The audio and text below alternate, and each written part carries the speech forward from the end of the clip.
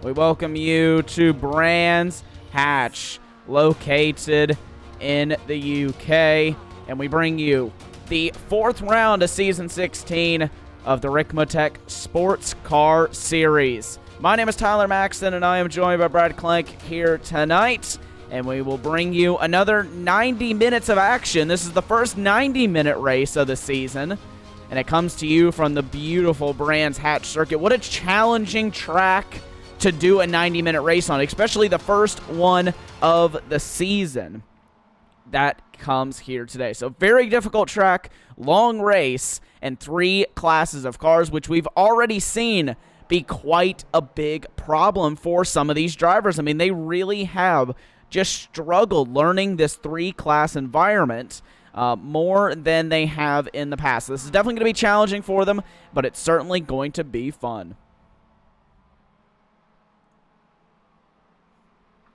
Looking forward to this. I've been away for a little while since last season, but happy to come and fill in for Jonathan this week. And yeah, what a place to come and do it. Old school circuit and not a lot of tarmac runoff areas at all. So and with the reduced grip off the racing surface, which changed quite dramatically this season, you definitely don't want to be getting out onto the grass here. Yeah, I mean, you most certainly don't, especially with these MX-5s. They just got their new tire model added to them. And then the TCR car also has the new tire model, so it's definitely slick when you're off the racing line. The Mustangs don't have to worry about that as much, but the guys in the MX-5 certainly do. And I think we'll talk about this a little bit later on in the race, but whenever you talk about tire strategy, that becomes one of the biggest factors in one of these kind of races, because you're going to be making 2 pit stops. It's just about when you make those pit stops and how you get the car through the pit stop. How many tires do you take? How much fuel do you take? And where do you set your car up to be strong?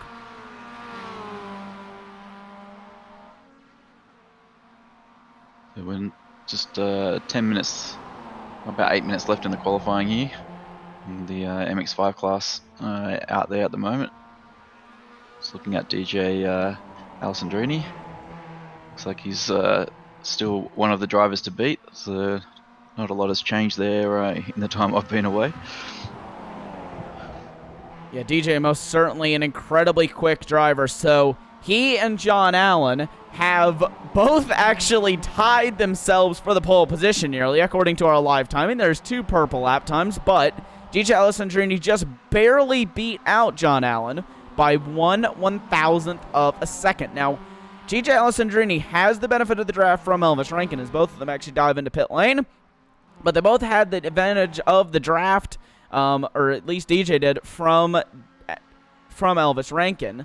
And Rankin actually slotted into 3rd, so he's not doing half bad either. Now, Travis Schwenke with a draft off John Allen goes to 3rd position. So the draft is obviously proving to be quite a significant factor here in this race, because it's super, super important for the very long straightaway that we see here at Brands Hatch.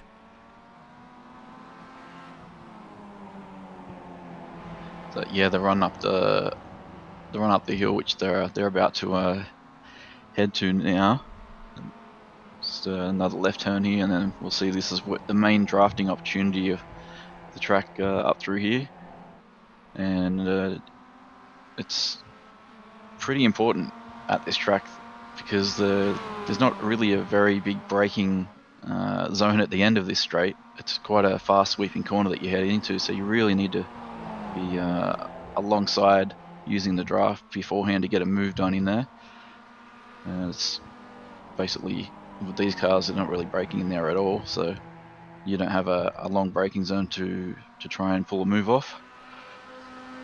Yeah, I mean, you most certainly don't, and that's obvious, and that's one of the more sketchy, I guess one of the more riskful passing opportunities, you could say, on the racetrack, because it's a very fast corner. Like you say, there's not a whole lot of braking that gets done, so there's easily side-by-side that can be held, and usually it ends with someone off in the grass or in the barriers, because it's very difficult to keep the car going in a straight line. But as we are just about 6 minutes left, we're going to go ahead and go on board here with DJ Alessandrini so that he can take us around for a lap of the Brands Hatch circuit.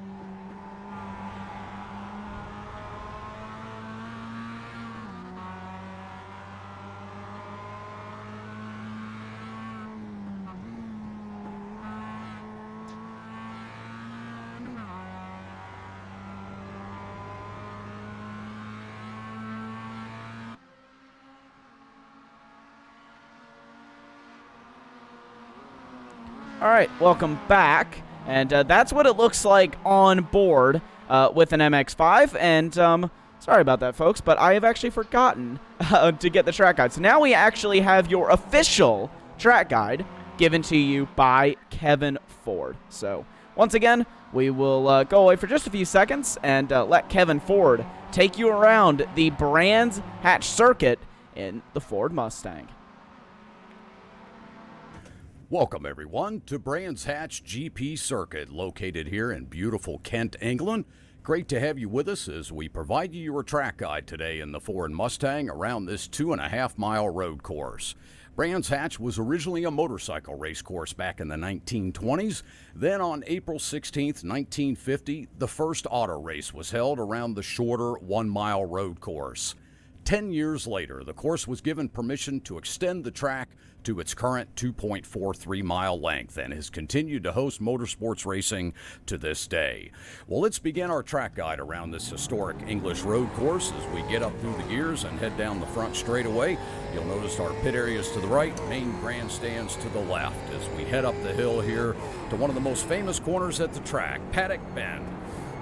Turn 1 as we head down this drop off out of turn 1 to head up the hill to turn 2, Druids Bend. This is a late apexing corner. Very exciting at the start of races to see those packed fields come roaring up through that hairpin. Down through into turn 3, down the hill here, you want to get a smooth entry through the apex, get right back to throttle, use up as much exit as possible to get that speed to head down to Surtees. Very technical corner. Roll off the brake, let the car settle right down to the bottom of the apex, get back to throttle, and pick up speed for the first long straightaway here at Brands. Overtaking opportunities here, certainly coming down this hill. A lot of speed here, some good draft on this straightaway. Mustangs will be hitting about 125 miles an hour as we approach turn 5, coming through the apex and exiting 5. We'll come into the very fast turn 6, just a light tap of the brakes. Come out of Westfield Bend, down the hill, through Dingledale, and up into Sheen Curve. Blind entry, turn 7. Got to get that entry just right. Take it right out to the edge of the grass. Back down on the brakes for turn 8, through Sterling's Bend, and up to the second last straightaway here, which brings us to Clark Curve. Turn 9, the final corner on the track. Another difficult corner. You want to get a good run out of here as it brings you up onto the front straightaway. Again, let it drift wide and get up through the gears and head down for our final crossing of the stripe here at Brands Hatch. That is your track guide for Brands Hatch. We appreciate you being with us. Thank you. Thanks, Kevin, for the track guide. So, with just a few seconds left in qualifying, we'll go ahead and talk here, Brad, about what the Brands Hatch circuit has to offer as far as the passing opportunities on the circuit, first off, and especially in traffic. We know how tough it can be here with the traffic, and especially with cars and classes that have such diversity in speed. Yes, definitely going to be interesting to see how these guys handle that, especially sort of in the middle part of the lap, from pretty much from Hawthorns through Westfield, Sheen, and then through to Sterling. It's really hard to get past there. There's not much opportunity for the slower cars to sort of jump out of the way because there's only really one line up around the top of the hill there. So I think that's going to be something to watch for, definitely. And then, moves perhaps into Hawthorn, into clearways at the end of the lap, or at the end of clearways into Clark Curve. And then, obviously, into Druids, the little hairpin at the top of the hill there too. But we'll probably find a few people striking trouble at Paddock Hill Bend, the notorious corner, which we're just looking at there now. There's a lovely big sand trap there to catch the cars when they go off there. Yeah, most certainly. And this is one of the more tricky tracks, you could say, on the calendar to have passing opportunities on, first off. And then second off, just the way the whole multi-class racing's been this season. I mean, there's been such diversity in speed. We've almost had a lot of races, the MX-5s being caught by the Mustangs and the TCR at the exact same time. So there's been a lot of that kind of just back and forth racing all the way through as qualifying is just about to get underway. We got about another 45 seconds till that happens. But yeah, it's really difficult. Is basically the point that I'm trying to get across. And it's going to create, I think, a lot of controversy and a lot of drama in this race as things kind of go on towards the end of it, because it's going to be very easy for those faster cars to make a mistake thinking that the slower MX-5 or GS class is going to let them by, when in reality they're really not, and then it's going to cause some sort of a massive incident if it happens in one of those super fast corners. Yeah, I think it's just the nature of the track. It's very flowing, this track. So there's like when you have some of the more modern tracks, which have sort of a bit more of the like traditional sort of right-hand 90-degree corners, they offer like a longer braking zone. So it's a bit easier as for the slower cars to sort of pull out and offline, or for the faster cars to dive underneath in the braking area and facilitate sort of getting through the traffic a bit easier, because we don't have very we don't have much hard braking here. It's really just into Druids. That's really the only really hard braking zone on the track. So yeah, it's not a lot of opportunity for those cars to do it under brakes, and that's what's going to make it such a challenge, especially that middle the middle sector of the lap, up top of the hill there. All those really fast flowing right hand corners, and the cars are basically using the curb on the inside a little bit as well, so they're kind of getting unsettled while they're doing that, and then you can't be letting cars pass there. It's I think we're going to see some trouble up there at the top of the hill. Yeah, most certainly. But we have gridding underway here, and it will be Kevin Carlisle who takes pole position over Jeff Appelgren. Matt Madigan starts on in third.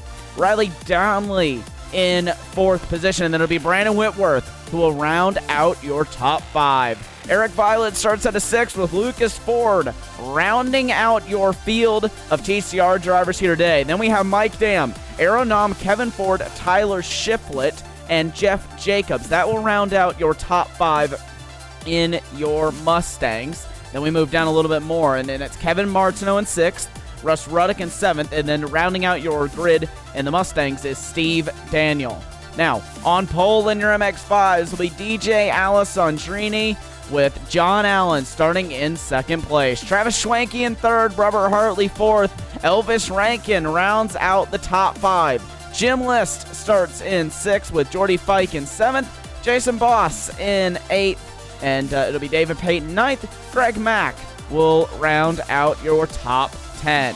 Chris Thorman will start out of 11th, and then it'll be Nicholas Patij. Brendan Horan actually will start out of 27th, and then it'll be Nicholas Patij. Evan Wood will start out of 29th overall. Mike Taylor 30th, then it's Derek Holland, Michael Key, Greg Brockway, Oliver Hartley, Patrick Prevenos, and that will round out your grid of drivers here tonight. Field is already rolling, and we're just about to get underway here, but we have an entire outlap left to go until that can happen here tonight. So we have quite a bit more time left, and then we'll see some really intense action straight from the drop of the green. Yeah, just looking at the grid, and obviously the majority of the cars out there are in the slowest class, the MX-5, so that's a lot of slower traffic for these faster classes to make their way through. So it's definitely going to provide some thrills quite early in the race, because it won't take too long, especially with the gap that these guys have got here on the outlap. It's not going to take too long before they're going to come around and start hitting traffic.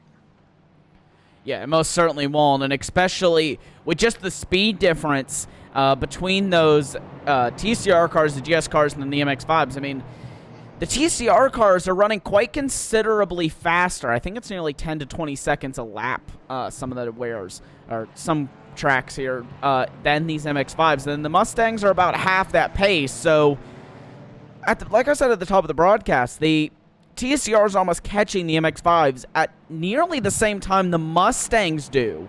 After we kind of get through that first cycle of traffic, that's when they all really just start hitting each other at the exact same time. Then that just creates a big bottleneck all the way through. And you see, I mean, we've seen race-defining moments in the TCR class and in the GS class where the driver behind is just able to get through and snatch a position. But we don't have any time to really talk about that right now because the race is about to get underway.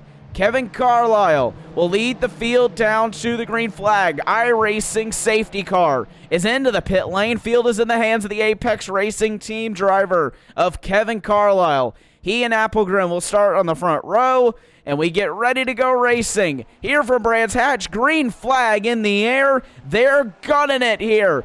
Applegren with a nice start. He'll try to challenge Carlisle around the outside. He won't be able to do anything with it, though. Actually, sorry, they are still side by side. We have a little bit of action further back, but they're all staying 2 by 2 down into the first corner. Applegren around the outside, Carlisle on the inside. They're still side by side.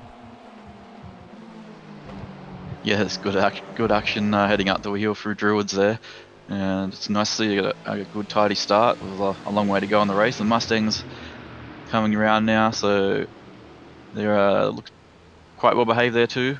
One of them is using all the shoulder of the track out beyond the rip strip there, but 2 by 2 by 2, and quite orderly start from those guys as well.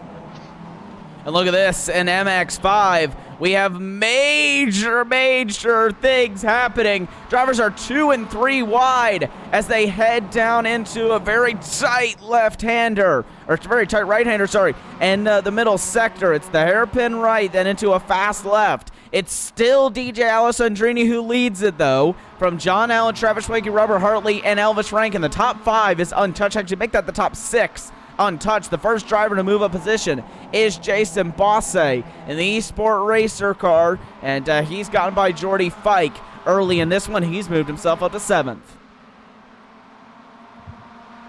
Yeah, that's a fantastic job by all 3 classes there. It's looks like a nice clean start. Not seeing anyone on the timing sheet having too many issues, so it's well done to everyone there. You can see there's some slipstreaming happening already. It's one thing you always guarantee with the MX-5s. Being down on power, they like to tuck in, use that slipstream wherever they can. And you can see there at the bottom of your screen from race control, car 79 has got an avoidable contact warning here after the start. So obviously that was the number... I'm actually trying to find who is the 79 car. I'm actually not even seeing a 79. Nicholas Pragino, is it? Oh yeah, there we go. Nicholas Pragino in that car. He's sitting 13th in your MX-5, so obviously avoidable contact for that. So something he's done has caught the attention of the stewards, and that is now been dealt with. Here we go. Here's the battle for your lead in TCR. We've seen this. We know this was going to be the case coming into this one. This is so close. It has been all season. And right now you can see Applegren and Carlisle all over the back of Jeff Applegren. He's not budging. Yeah, it's interesting to see nearly every driver in the TCR class is putting in a purple sector at some stage through the lap at the moment. So they're all pushing on really hard at the moment. Try and that's a big sideways moment going through Paddock Hill Bend there, and that's gonna lose. Who was that? That was Riley Downey. He's just lost a position. Luckily, he was able to gather it back up, and no one made contact there. Yeah, and Carlisle as well took the lead of the race. Big sideways moment. And if that's not some front-wheel drive action, I don't know what is. He really used that front-wheel drive there to his advantage. But Carlisle's taking the lead over Jeff Applegren. He's got about a 6/10 of a second advantage, but that's not going to be enough to break the draft. So right now it's Applegren, or it's Carlisle from Applegren from Madigan now. Then it's Downley and Violet. That is your top 5 in your TCR. Now let's look back at your GS field. This has really been the story of the season here.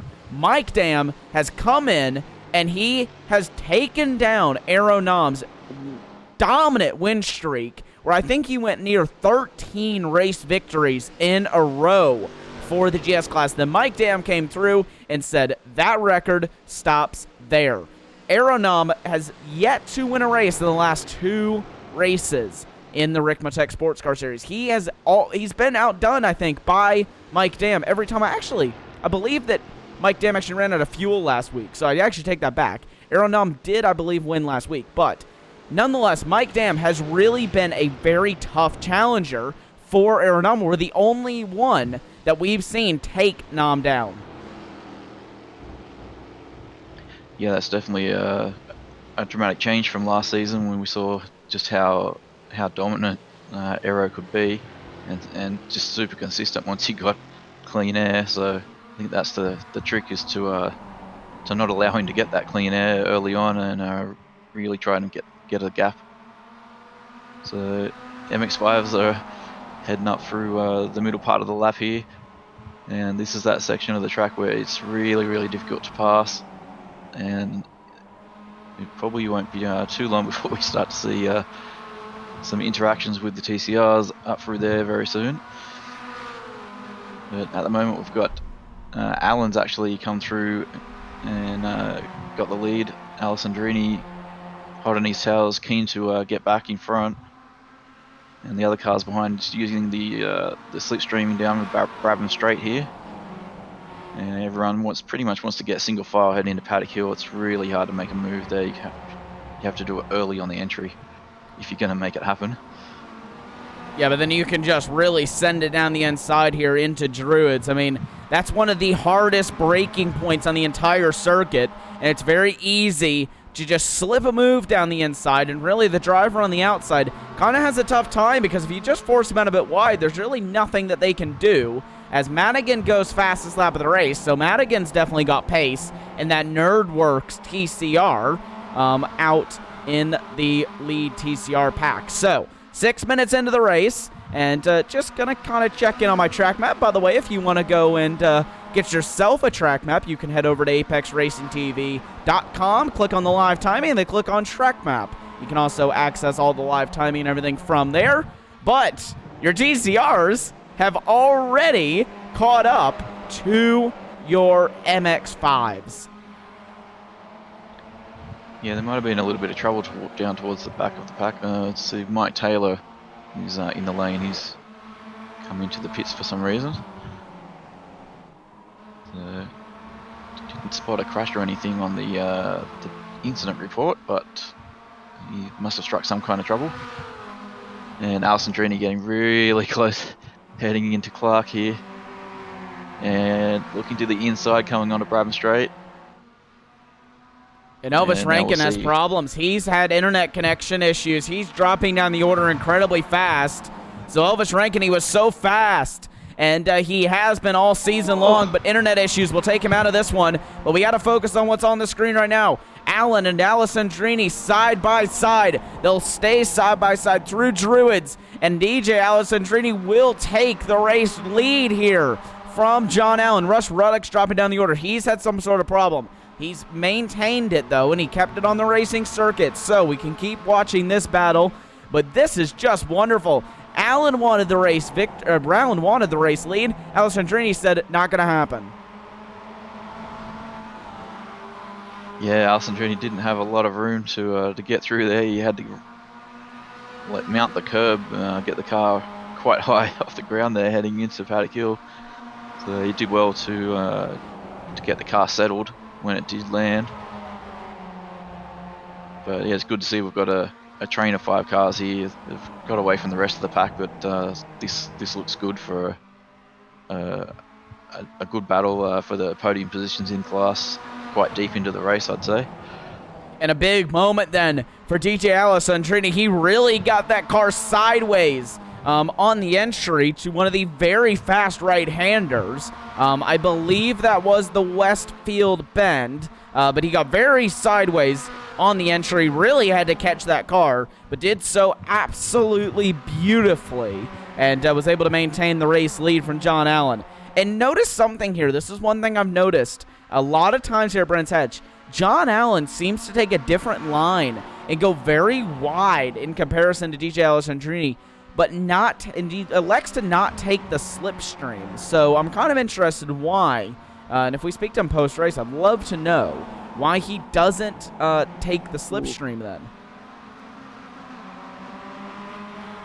Yeah, DJ kind of apexed a little early there, and He cost him some momentum mid-corner.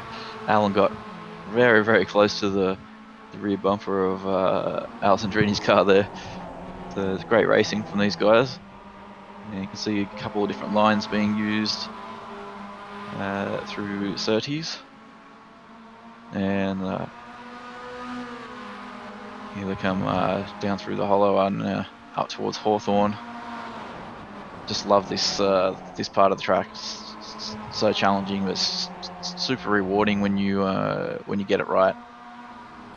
Yeah, certainly is. And leaders in TCR are coming up fast as the Mustangs are now starting to hit your MX-5 traffic. So, with that is going to be very, very interesting indeed, especially for your leaders in the MX-5 class, because this is when I think we see a lot of times the leaders in MX-5 either get very close together or very spread out, depending on how traffic affects them, because the MX-5s are able to roll so much speed through the middle of the corner, they're almost able to beat the likes of the TCR and the Mustangs. So some of the time they can actually be held up a little bit by that faster class.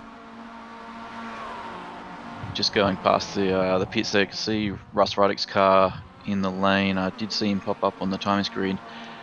It looks like he's got some damage to the front of that car, so not the start to the race that he was hoping for. And here we go. We have a change of position for 6th place in TCR. Brandon Whitworth is now up into 6th, and Lucas Ford demoted back down to 7th. Here is Kevin Carlisle, though, as he starts to work his way through the MX-5 traffic. Let's ride on board with him here and just see what he's going through when he's dealing with these MX-5s.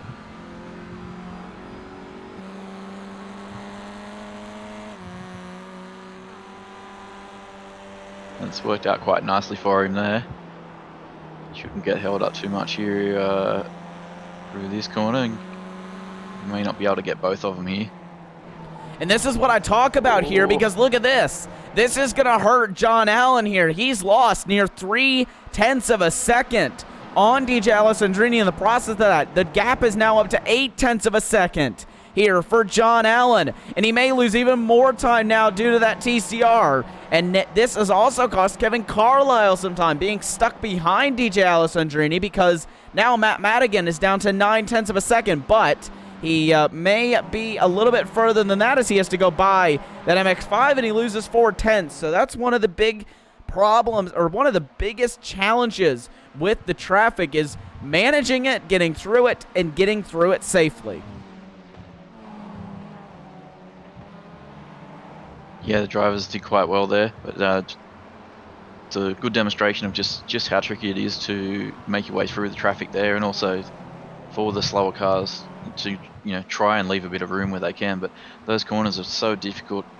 If you go offline, it's really easy to end up on the grass, and if you hit that, it's quite often you're going to be traveling all the way to the barriers on the left at the top of the hill there. So great first run through the traffic for these guys.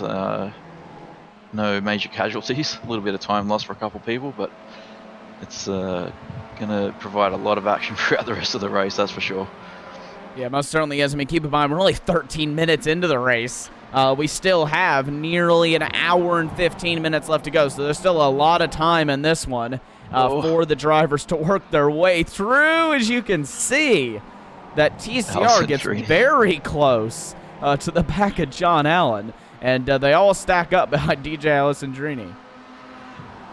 Yeah, DJ got a nice slide going there through Hawthorn, and I think Allen had to just lift a little bit just to be on the cautious side, and then that had the TCR car right on his bumper. Yeah, certainly challenging in this race. I mean, these guys are really having to work for it in this one. As look at that, Kevin Carlisle, fastest lap of the race thus far. He moves up, or he stays in the race lead, and he just continues to extend it. He's gone just about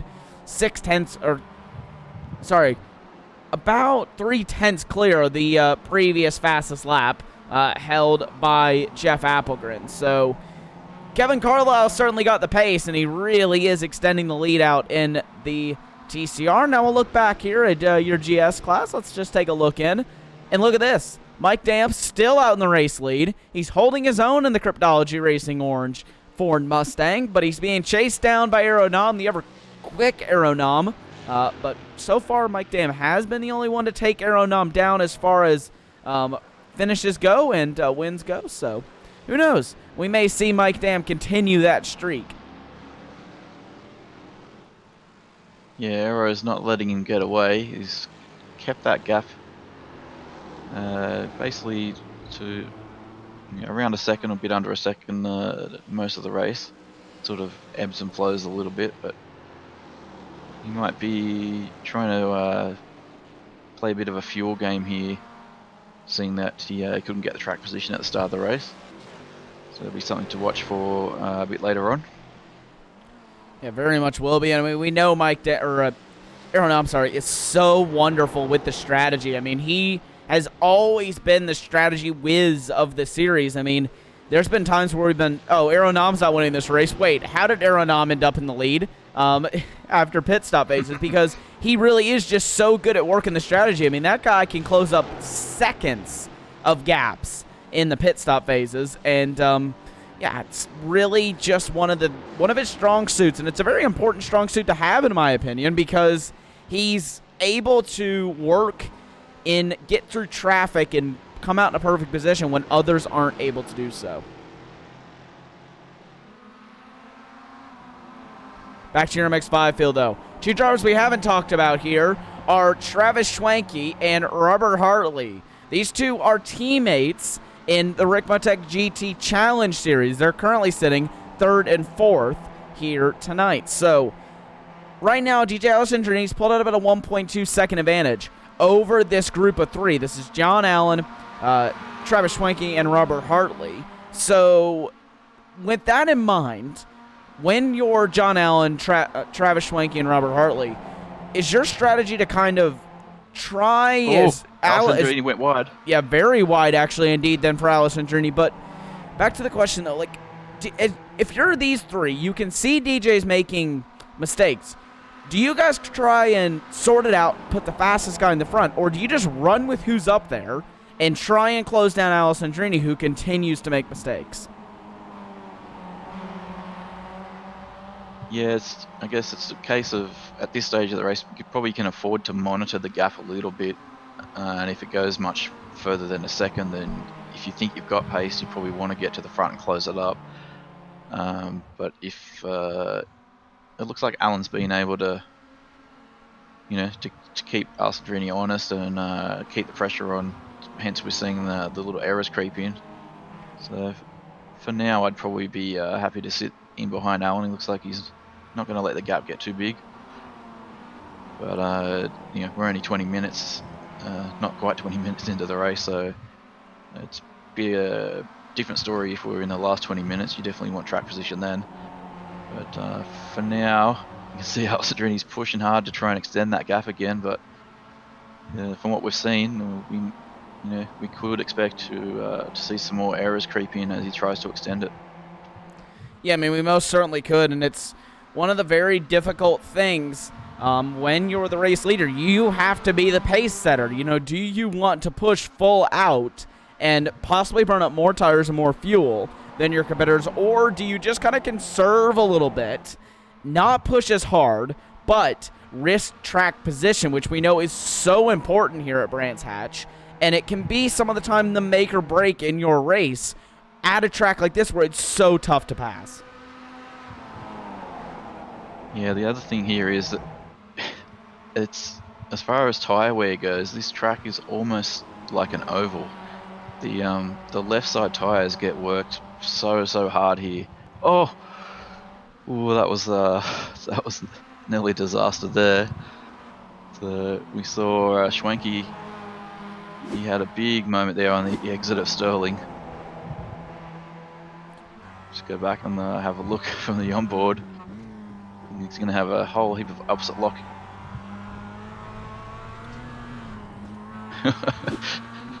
So well caught, and also well done by Hartley to to sort of see what was happening. I think he just lifted a little bit just to give Travis some room to gather it back up. And look who's coming here. It's Kevin Carlisle is getting caught now by Jeff Applegren and Matt Madigan. So the two NerdWorks racing drivers, they are catching as, look at this. Mike Dam is already into the pit lane. So we're just 20 minutes in, and Mike Dam has already decided to come in and take 2 tires and some fuel. That Mustang will leave the pit lane. But back to what I was saying, though. Applegren and Madigan, they are starting to come on very, very strong indeed here. About 20 minutes in, they really closed that gap down to Kevin Carlisle. Yeah, it looks like once they've got back into some clean air away from the traffic, they've been able to get their heads down and just work together, not slow each other up at all, and make up some ground there. So it could be good for them as we head around. You can see there's got some traffic. Probably towards the end of the lap they'll come up against some traffic, and then the next lap there'll be possibly a bunch more. So be interesting to see how that gap changes as we start heading through the traffic, like the main bunch of the traffic for the second time. And it looks like there'll be some Mustangs involved in that too. Oh! Chris Thorman's off into the wall. Thorman's off, and he will smash the nose off of that Mazda MX-5. Let's see what happened here with Chris Thorman. He's going to head up at the top of the hill. And like you said, yeah, in Westfield, just barely clips the grass straight up across and into the Armco barrier. So very unfortunate day for D2D Esports. Chris Thorman, he's not able to continue. Cameron Martineau into the pit lane as well, as Mike Dam out on the racetrack. Aeronam is still yet to pit. So this is interesting from Aeronam. I wonder if he is going to indeed be doing one of his wonderful strategies, or if having the clean air for Mike Dam is really going to pay off for him.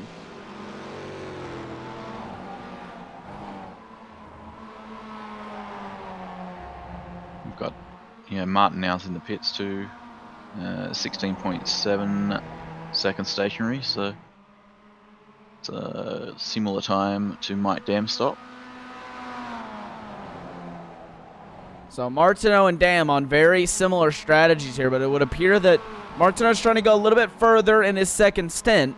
But look at this, though. I mean, this is the interesting thing about traffic and just flat-out pace here. John Allen is very, very quick, but he's content with sitting down in second. I mean, he's caught DJ Alessandrini from a long way back, and he's done it with no help. I mean, Hartley has gotten by Schwenke and kind of pulled away about a second now, but Allen's pulled away from Hartley and Schwenke by about 1.2 seconds at this point, and he's just catching Alessandrini. He's got incredible pace thus far, does John Allen. Yeah, you can see there through Paddock Hill, he's able to hold a much tighter line through there. And that's not the first time we've seen that there, where DJ seems to apex Druids probably a little earlier than what most people would normally do, and Allen prefers to apex it a little later to try and get the run down the hill. So, two very different approaches to some of the corners here from these guys.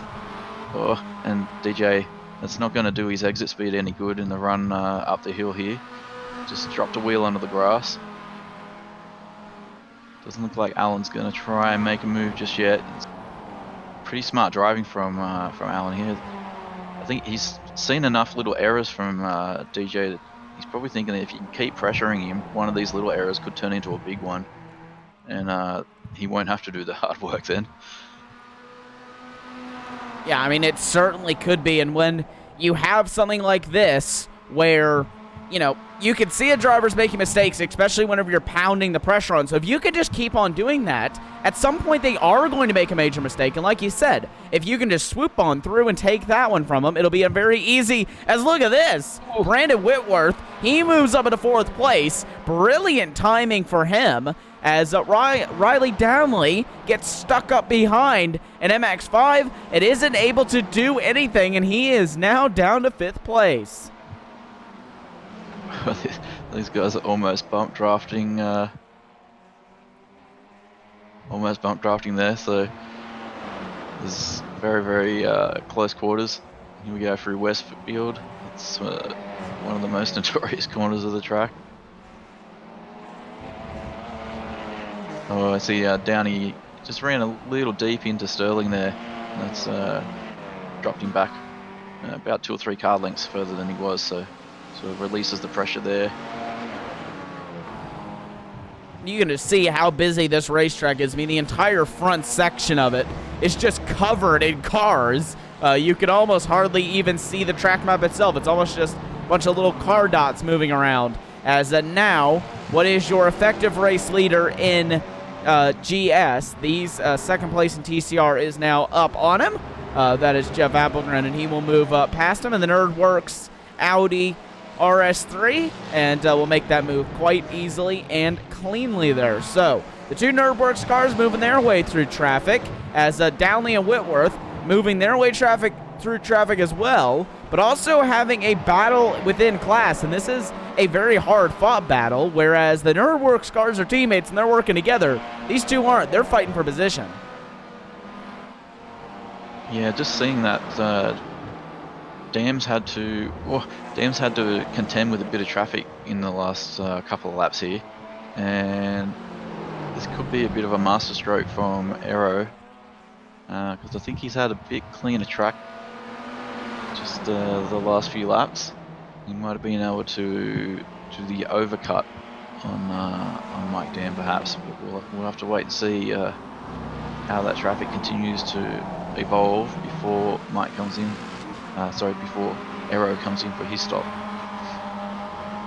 And I mean, we've been talking about making mistakes, and DJ Alessandrini has made a lot of minor ones here today as he actually goes through some MX-5 traffic, but DJ Alessandrini's had a couple of big moments thus far in this race. John Allen's just made a mistake at the exit of turn number 1. He's lost now 7 tenths, and he's actually gotten stuck up behind an MX-5, and Robert Hartley in the X-Side iRacing car is able to go up into second place, but he's not able to get by the MX-5 just ahead of him, but now he does. So John Allen and Robert Hartley able to get through, but Hartley has taken the position from Allen. Yeah, that was well done by Hartley there. He read the traffic much better than Alan did. Alan put himself into a quite difficult situation. The lap car didn't do anything wrong at all. He just held a predictable line. But yeah, Alan just didn't quite read the situation very well, and Hartley was there to scoop up the position, take advantage of the opportunity. Because now we've got one of the GS drivers making the way through. And that is the series admin there, Kevin Ford. He is moving his way through the field here today. So he is currently up in second place in provisional third after everyone cycles through for their pit stops. But Robert Hartley made quite a big... Alessandrini's into the pit lane. Good spot there, Brad. Yeah, Alessandrini into the pit lane. 2 tires for him and a bit of fuel on board. That car, no, he's actually going to take 4 tires here. So DJ Alessandrini going for a bit of a gamble strategy, taking 4 tires, and he's going to get out and away as soon as the fuel is done. He's just waiting on that to finish, and there he goes. So Alessandrini out and away here, and he has gotten everything he needs on board and ready to go. Yeah, it's definitely the V7 tyres definitely make a big difference to tyre strategy, even on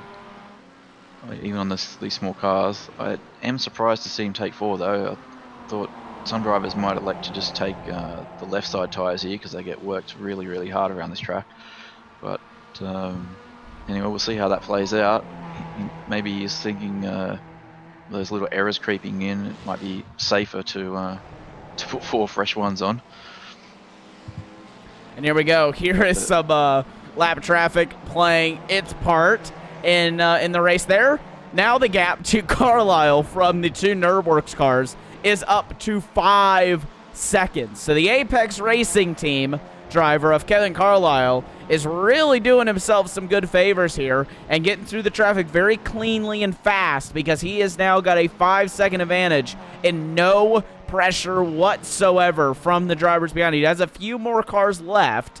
Then he has a little bit of a break before he has to lap a few more cars again. But these TCR drivers really are busy focusing on these faster cars. And really every single one of these drivers and every single one of the classes has a very difficult part to play when dealing with faster traffic, because the TCR cars, they're much faster than the rest of the field, so they are just zooming past.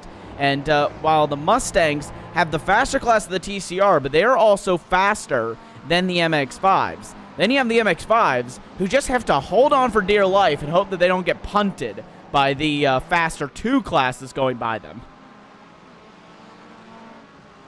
Yeah, it's always a fun challenge. Jacobs comes out from his stop there, and his stop was just under 20 seconds, so a little longer than the other 2. We'll see how that plays out for him later on. But yeah, I've been racing in a series that has the same mix of classes that we have on track here, plus it also has the Kia. And I've been driving the TCR in that series, and yeah, it's definitely a challenge navigating through the MX-5s. But yeah, it's all about patience, especially when it's a 90-minute race. We've just gone over half an hour, so there's still an hour left in this race. That's a lot of opportunities to make a bad decision. So yeah, just being patient and consistent on the laps where you don't have a lot of traffic. That's the key. Yeah, it certainly is, and it's so difficult, especially whenever you're battling with someone else. It's so tempting to just want to just throw a move down the inside of someone, but it's usually not the best idea. I mean, you've got to be very disciplined. As we can see here, Lucas Ford dives in the pit lane, so does Jason Bosse from the Sport Racer car. He was running up in 5th in your MX-5s, and David Payton and Jordy Fike will file their way past. So, we just have to wait on Hartley, Allen, Alessandrini, and major contact. That's 2 cars off and into the wall. That's one of the Nerdworks cars. That's Jeff Appelgren off there with a Mustang. That's number 67 of Steve Daniel. So massive incident here at the 32-minute mark. So we've had a race-changing incident for 2 of the drivers. Oh, yeah, I'd say that'll be looked at by race control. And I'd love to see that again, because to me, I just want to back this up. We're going to go a little bit slower with this, because to me it looks like the Mustang just didn't know that Appelgren was there. So we're going to slow this down here. And we've got the message there. It is under review. I just don't think the Mustang even knew that Appelgren was there. Yeah, it's unfortunate. I don't think that he knew he was there. Obviously, it doesn't look like anything intentional, but it's just that awareness that you need in the multi-class, as we were saying. But yeah, it takes 2 to tango, so we'll see what race control have to say about it. I'm sure they'll be pretty quick to give a decision. They're usually quite prompt with those things in this series. And Travis Schwanke into the pit lane here for his first stop. But that's turned this race upside down here for your TCR drivers, because Jeff Appelgren was one of the drivers who was on pace. I mean, he could almost match Carlisle's pace. He was right there near it. But now his teammate Matt Gadigan is flying the flag for Nerdworks Racing. Jeff Appelgren still running in this race for Nerdworks, but he's down in 6th place and a long way off that top 3. Brandon Whitworth inherits the 3rd position. He's actually pulled 3 seconds now on Riley Downley. So Whitworth doing a wonderful job in this race to move himself up a few positions. He's gone up 2 thus far, and he's got about 3 seconds to catch up to Matt Madigan. And so far, he's doing a nice job closing that gap. Yeah, it looks like Appelgren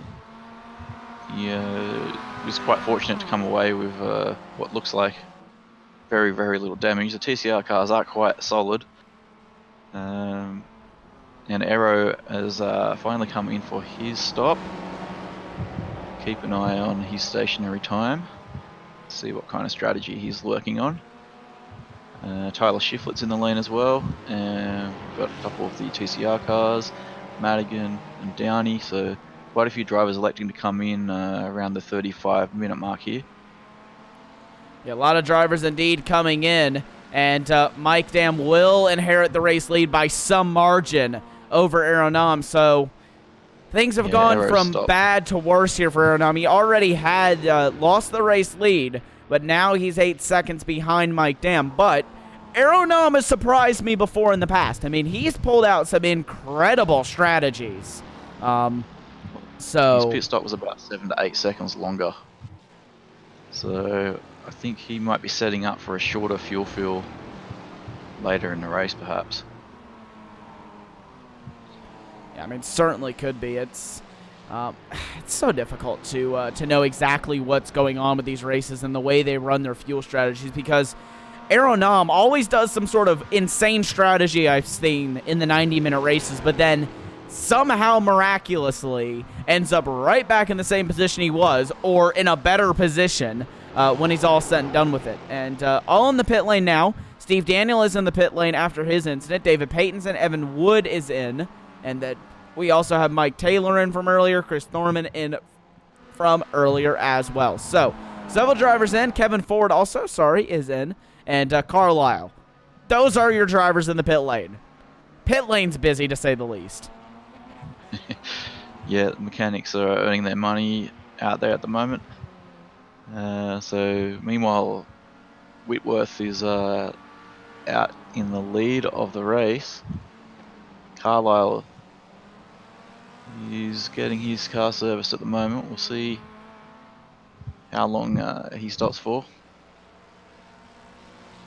Yeah, so we'll keep an eye here on how long Kevin Carlisle stops for. Brandon Whitworth has inherited the lead of the race, so he will get a bonus point for that. That's ever important when the championship points are finally wrapped up at the end of the year. Carlisle and Appelgren, the two drivers in for TCR. Hartley, List, and Fike all in your MX-5. So pit lane is busy here at around this around the 36-minute mark. And we had a question come in from YouTube. But they want to know what our input would be and how we would feel if the Stig was here racing in an all-white TCR. I'd like to see that. Yeah, I wouldn't have any complaints. Yeah, I can't say that I would either, actually. I would actually really enjoy seeing that because from what I've seen, Kevin Carlisle's got some great pace. So does the Nerdworks guys. I think that they could honestly take the challenge to the Stig. Well, I've not seen the Stig in a multi-class situation, so there's that to play with there as well. How patient would he be? From my looking, I would say not very. I think there would be quite a bit of incidents. And you can see there, if I just turn off the pit lane for you, you can see there was an incident there at the bottom of your screen. I believe that was number 67 involved in that one. Apologies if I'm wrong. But John Allen, nonetheless, is in, and I think that it'll actually be very close here between Allen and Alessandrini to see who will actually come out in the lead. Wanner Whitworth is still in the pit lane. Eric Violet as well, and Carlisle will retake the lead in TCR. So, right now, your leaders in each one of the classes is actually Whitworth is out and rolling, and Brandon Whitworth has just taken the lead in TCR. Yeah, wow, that's impressive. That's, what was it, about a 5-second gap that's evaporated during the pit stop cycle. That was actually even more back to Brandon Whitworth. He had like an 8-second gap he was off of Kevin Carlisle. So either Whitworth has kind of short-filled for this second stint. He's going to go for a shorter pit stop, whereas Carlisle is going for a much longer pit stop. Or Whitworth hasn't taken tires, and I know Carlisle has. So those are my two kind of options, I would say. But Alessandrini as well. He's out with a no pressure out in the race lead thus far. He's currently 9 seconds out in the lead.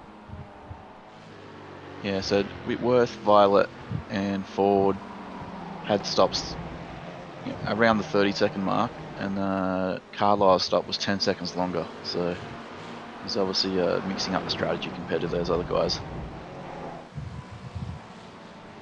Yeah, most certainly is. That's certainly something to keep an eye on, especially later on in the race. So right now, the D2D esports drivers doing very, very good for themselves, and pretty much everywhere where they're competing, they're currently first and third overall and in TCR. And then they got Jim List down at fifth in your MX5. So very good day for the D2D esports team, and it's wonderful to see them. They've been in the series for so long, and a lot of their drivers have been here for a very, very long time. And it's good to see them finally have a bit of luck go on their side, because let's be honest, they've really had some bad luck in the series in the past. A little awkward for one of the Mustangs. I was saying there, he had to go offline, and then that may have had something to do with the reduced traction on the exit. Once the race has been going for a while, can't really see too much on the broadcast, but the marbles do build up, and you pull offline to let one of the faster cars through, and something you need to be aware of on the corner exits in particular. Yeah, most certainly. And with that, we're at about the 40-minute mark here, so we're going to go to our first ad break, non-stop ad break here on Apex Racing TV. When we return, we're going to have Bobby Childs from D2D Esports join us in the commentary booth to talk about the team and about the new thing, or about the series as well. So when we return in about 5 minutes' time, we'll continue to watch the action. Don't go anywhere. We're going non-stop.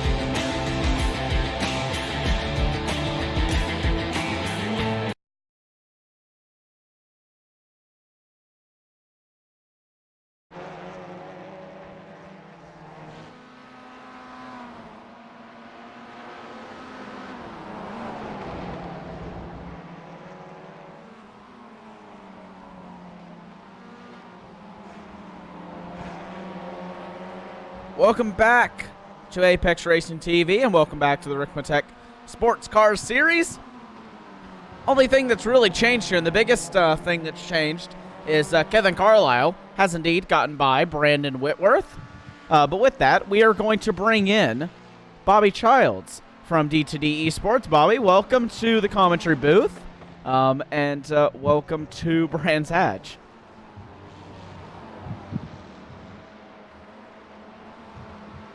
And I don't believe we actually have Bobby, so no Bobby Childs yet, unfortunately. So we'll try to get him in a little bit later on then. So right now, everything is pretty much calmed down. We're not seeing too many close battles out on the racetrack. Elvis Rankin has actually gotten back out and is back running again.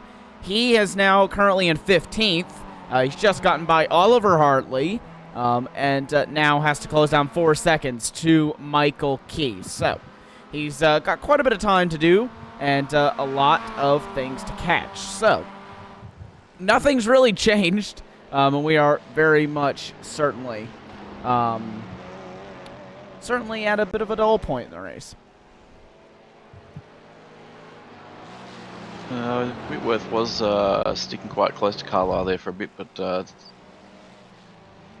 dropped off a touch, but this traffic here could help close up a little bit again.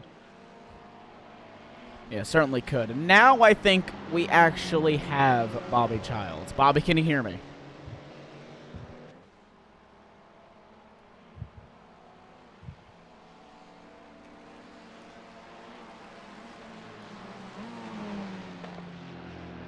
So I still believe we don't have Bobby Childs. So we'll try and get that a bit sorted out here. But really, at this point, Carlisle has, from what I believe, he's definitely collected a bonus point, just points-wise here. We're just talking points here. So I think Carlisle, for sure, will collect a bonus point for leading a lap. So will Whitworth in the D2D sports car just behind him. But if things stand as they are, Carlisle's just going to, I'm actually not exactly sure where Carlisle sits in the championship at this point, but I believe he's near the top of the standings, if not at the top.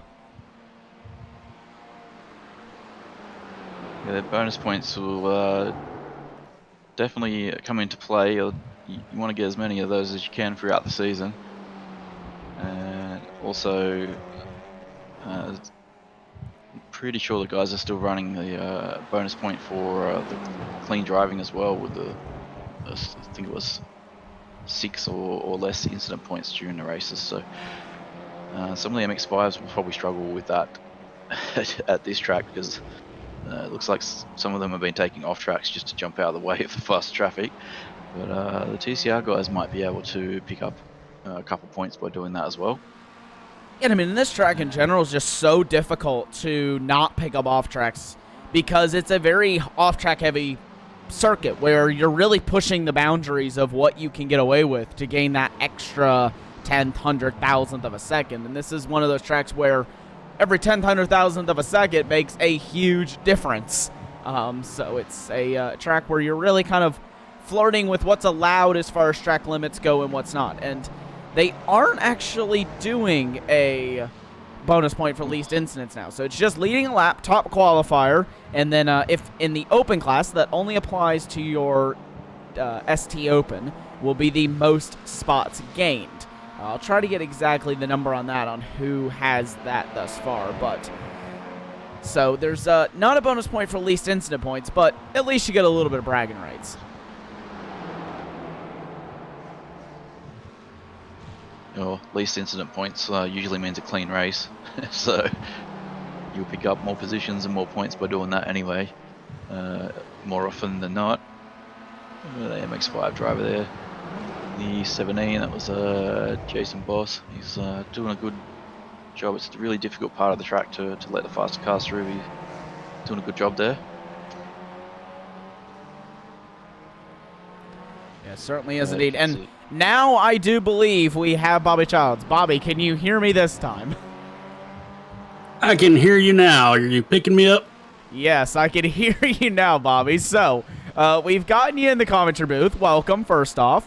First first thing we just want to just talk about, obviously, D2D Esports, they've been in the series for a long time. You've got a car in 2nd and 3rd right now in TCR, and then a car in 5th place in the MX-5s. You haven't had the best of luck all season. Neither you nor your team have had the greatest luck. So kind of, I guess just tell it, you know what I mean? Like, how do you guys keep your spirits high going into every week, knowing that you just haven't had the luck on your side thus far?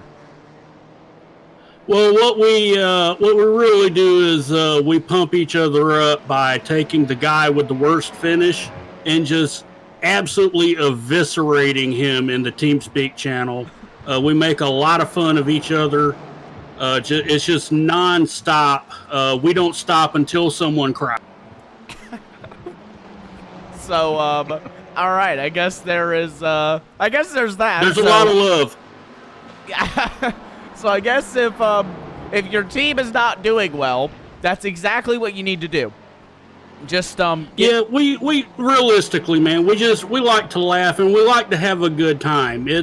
We definitely want to have the performance on the track, and that's where the team really started from, with me teaming up with Jim List, and then we brought David Payton in and Chris Thorman, and a lot of that was about, you know, trying to help bring each other along. And we've just formed really good friendships, and the biggest part about being a member of D2D right now is, you know, getting out here on the track, remembering to have a good time. We're not going to compete right now with the Bushfink guys and the Team Redline guys. You know, we're about having a good time and gaining experience. So these tough moments we've had for us, it's all about learning to deal with it and analyzing what we maybe could have done different. And I mean, just talk about that with the whole, you know, deal with you guys on and off the track. You were saying, I know you guys have a real life team as well, in the form of D2D. So kind of tell us about the correlation there, and how, I know Jim List race in the real world as well in the MX-5 Cup Championship. So just kind of give us a little bit of insight into how that kind of works in the partnership that you guys have.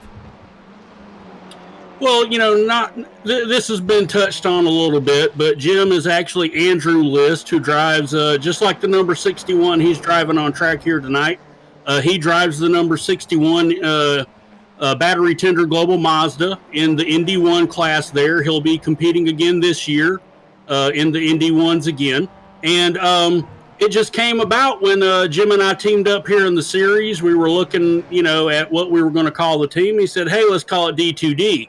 And I'm like, well, are you sure they're going to let us? And he's like, yeah, I think it'll be okay. And come to find out, that's his real life team, and it's his family team. And they really are a family. They've been so welcoming of the online aspect of this, of us becoming, you know, the esports face of D2D. And again, this is more about having fun than anything. You know, we're not trying to land gigantic sponsor partnerships and things like that. Although, you know, of course it would be nice, but it's really about continuing that family environment.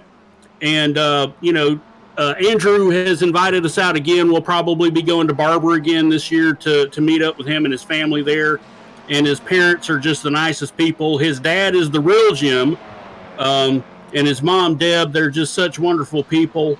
And it's an amazing experience, not just to go to the track and hang out with all the racing with those guys, but just the welcoming environment. It's not something you're used to experiencing sometimes. And it's such a great thing to be around, all the positive energy. Yeah, I mean, that's so cool that you talk about that, because I think that this is just such a growing aspect with real life teams coming into esports and creating their own esport team to represent them on the racetrack. I mean, you go look at some of the stuff that's going on right now with the eNASCAR series. And that's just grown to be such a huge series, and it's attracted some big-name sponsors and some big-name teams from the real NASCAR stuff. I mean, you see all of these NASCAR drivers creating their own teams, and I think that that's what we're seeing even with some of the teams that are in the lower series throughout racing, and we're just seeing them create these esport teams to really gain an online following and an online presence. I think it's absolutely wonderful what you guys are doing, and I'm so excited to see where it leads you, because right now you guys have been killing it thus far in this race. You've certainly showed pace all season long, and right now, your driver, Brandon Whitworth, is battling for the lead in TCR. Oh, yeah, well, we had a good run at Barber, too. We ran into some problems in the ST class, but Chad Parker looked like he just about had the win in TCR sewn up, and just got in a little contact with a couple of guys and ended up in third place. But we had a really good run there as well. Just a quick update from the chat. Jeff Applegren has experienced a crash in the sim. So it looks like he's going to be out now unless he rejoins late. Like we see Elvis ranking back on track now after his disconnect. That's good on Elvis. After all the pace we've seen him pick up with this year, that's been a pretty amazing story right there. Because I've been in the league since before Elvis joined, and honestly, even though we've been talking about my team right now, I just want to send a shout out to Elvis with the improvement he's made. And Jeff Applegren again in the chat. He's not sure what's happening to him, but I appreciate you bringing me in to talk about this too, because Andrew's actually going to honor the team. Him and the Real Life D2D Motorsports team are actually going to throw some D2D Esports logos on the Real Life number 61 this season. So that's going to be pretty cool to see as well. Yeah, that's certainly very, very cool. And thanks for joining us, Bobby, and giving us a little bit of insight into what D2D has. And we're also super excited for what the series has coming up, because we know you do quite a bit of admin work over on there, and we do thank you for that and keeping the series alive, because you and Kevin really do make the series what it is. I mean, you guys put in so much time behind the scenes to make this thing what it is. Oh, yeah, I do an awful lot of teamwork. You most certainly do. Thanks for joining us, Bobby. We hope to speak with you soon. You guys are doing a great job. All right, thank you. We'll hope to speak with you soon whenever you're back behind the wheel. 10-4. And that was Bobby Childs. It's just so wonderful to talk to the guys who are kind of behind the teams and really work with everyone behind the scenes, because you get cool insight into things like that with just different people who you sometimes wouldn't necessarily get to talk to, and you really wouldn't necessarily get to understand that kind of point of view. And whenever you get to learn about a team like D2D Esports, who's been in the league for so long, that's just such a cool opportunity. Yeah, there was a bit of action for the D2D cars there, and we can see the penalty box incident coming up for drive-through for 89, and that incident, I believe, that may have involved Jim List as well. Would you see an incident come up with him? That looks like he wasn't the instigator in that. And we also had a couple of big sideways moments through Paddock Hill Bend and that as well, from one of the D2D cars while Bobby was talking there. So lots of action on track. Unfortunately, Applegren was tumbling down the timing tree while talking to Bobby there, and it's unfortunate. Looks like a disconnect. It's the sim racing mechanical failure. Unfortunately. Yeah, that is so unfortunate whenever that takes him out of this race. And also, by the time, during that time period, we also had Aero Nam and Mike Dam come in for their final pit stops in this race. And what do you know? Aero Nam, another perfect strategy, has come out ahead of Mike Dam. I seriously need to go take strategy school from this guy, because he is a strategy wizard. Yeah, I had a feeling he was up to playing that game. He had some really clean laps with no traffic, and then he decided to take a lot of fuel, a lot more fuel at the first stop, I think, because it was about a 10-second difference at the first stop, and then at this stop he was about 10 seconds shorter in the lane. So I think he's just been able to fly under the radar by doing that, and maybe he picked a hole in the traffic that he wanted to come out in, or something like that when he stopped. So yeah, very well played by Aero to work on that strategy. Kevin's out there leading the class at the moment, but we do expect him to come in the lane again, and Tyler Shiflett has just come in for a second stop too. So this 7-second gap that you see here between John Allen and Robert Hartley, that is actual 7 seconds here. We're not exactly sure what will happen with this next stop, as it was about 8 seconds that John Allen was faster, I believe, than Robert Hartley last time by. So Hartley did go for the longer stop in the first one, and it's going to be interesting to see how these pit stops all play out. This is one of the things that I love and hate about these 90-minute races, because it makes our life up in the commentary booth absolutely terrible when it comes to understanding the strategy, because we really don't know until all the pit stops have settled out and the dust has settled. We don't know where any of the drivers really sit as far as strategy goes, because these guys seem to always pull out some random whack job strategy, but they make it work all the time.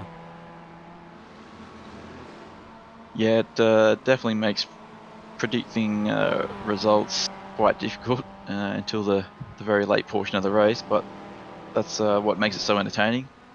You never know what's going to happen with multi-class, and just with the speed difference between the cars. I mean, you could get tangled quite easily with another car in the last 5 minutes of the race. So you just have to maintain the focus and try to be super disciplined and patient, and make use of clean track when you've got it. And I think that's how Aero's really shown, like, how that is done today. He's kept his car in clean track, looks like a bit more than what Mike Dam did. Switched up the strategy to take advantage of it, and yeah, he's sort of putting on a bit of a masterclass, which we were very used to seeing last season. Yeah, we certainly were, and it has. And right now, first driver who's taking the leap of faith is Travis Schwenke. We're 30 minutes to the end of this one, and he is into the pit lane here from Brands Hatch, and he will do his final stop of the race. Whitworth's had an off. Whitworth is around. Brandon Whitworth, we were talking about him having a wonderful race thus far, and he goes around here. Let's get a replay and let's see what happened to the D2 Esports driver. Just gets a wheel on the grass at the exit of Clark, and yeah, just the car just rotates around. Fortunately, it doesn't look like it was too heavy an impact with the inside barrier there. I don't even think he actually even tagged the inside barrier. I'm pretty sure he was just able to continue on and get away nicely. So I don't think there was any major contact there, but he did lose 2 spots now and is behind Lucas Ford. So Whitworth, having such a promising first start to the race, has an unfortunate incident there. Almost gets into the back of his teammate, Chris Thorman there, but Whitworth really just not having the luck on his side in that car tonight. And we've got List and Boss both in the lane. So they came in reasonably close together and been doing very similar lap times. So see who manages to come out from the pits first here. Now it looks like it is going to be List. Looks like he may have been able to extend that gap a little bit during the pit stop cycle. Just a couple of seconds shorter on the stop.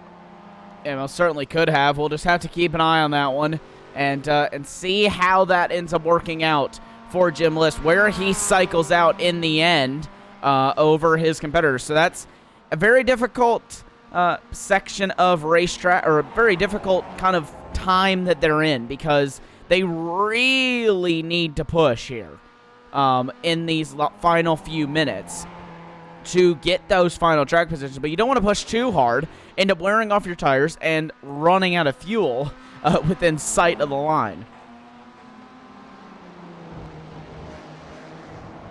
So, yeah, we're just Alessandrini there He's the first car in the MX-5s that has made the 2 stops, so he's looking quite good once things shake out. But here we go with Whitworth. Looks like he's gathered things up after that moment. Still holding a podium position. He's got forward, you can see in the other TCR just behind. That's Lucas Ford. Obviously we've got Kevin in the Mustang class.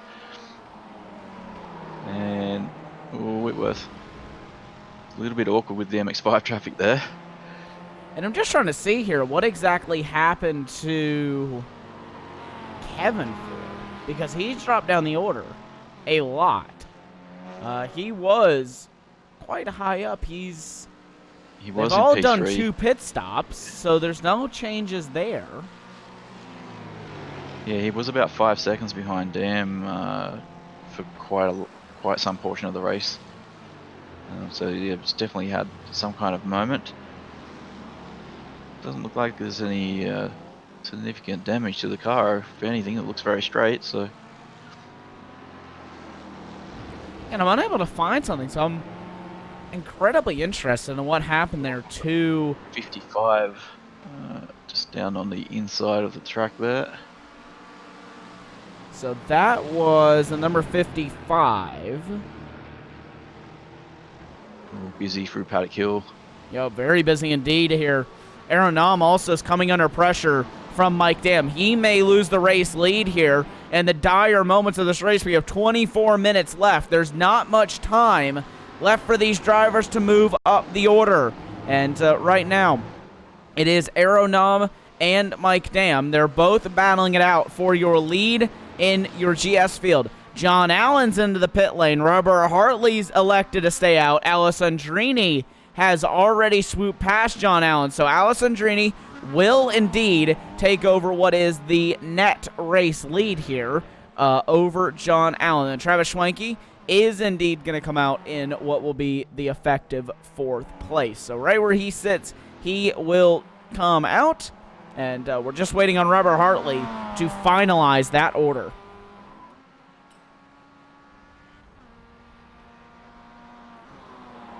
So yeah, Dam's obviously done a great job through the traffic. Oh, and that's very, very wide from. Manages to gather it up, but yeah, Mike Dam's obviously done a great job since the pit stops, because there was about a 3 or 4 second gap not so long ago, and he's closed that up quite quickly, and he's going to try it and apply the pressure to Aero.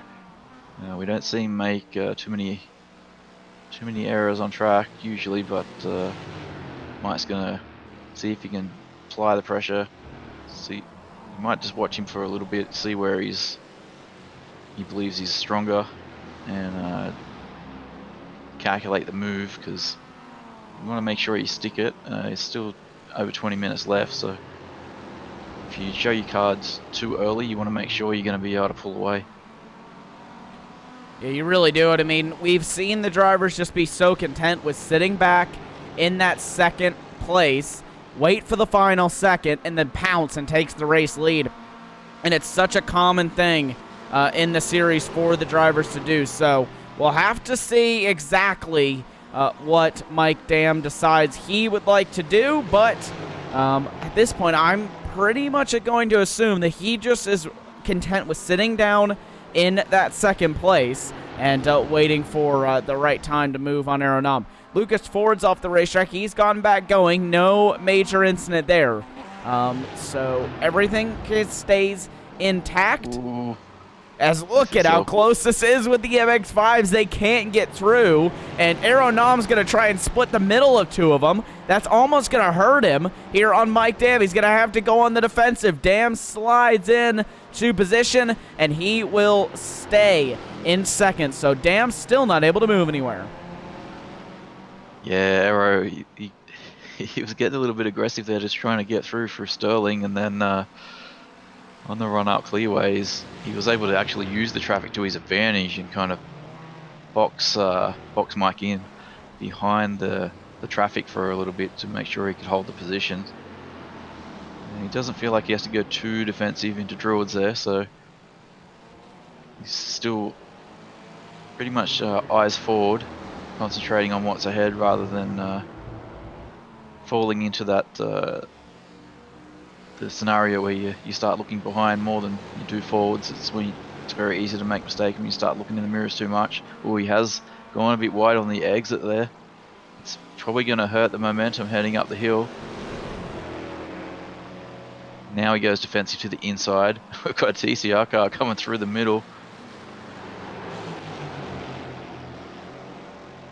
Oh, very close on the exit, but that's great driving from all three there to come through that section of the track without any contact. Oh, a little wiggle on the exit.